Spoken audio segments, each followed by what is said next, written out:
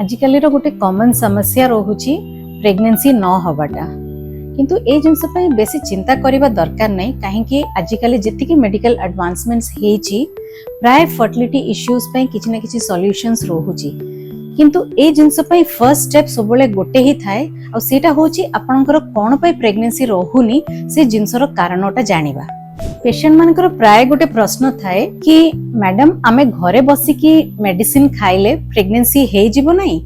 आमको कोन हॉस्पिटल रे सब बेले आसीबा दरकार की किंतु सत्य कथा एया कि आपनकर जो पर्यंत प्रॉब्लम जणा पड़िबो नाही ताले सॉल्यूशन आपण केमति पाइबे ताले कारण जानिबा को हेले केतेटा टेस्ट दिजण हस्बैंड वाइफ दिजण को करबा दरकार। पुरुष लोक मानकर सीमेन एनालिसिस और स्त्री लोक माने तांकर गोटे अल्ट्रासाउंड और किछिटा हार्मोन्स रो ब्लड टेस्ट टिके करिकि देखिले हमकु जणा पड़िबो को कारण पई तांकर प्रेगनेंसीटा रोहुनी।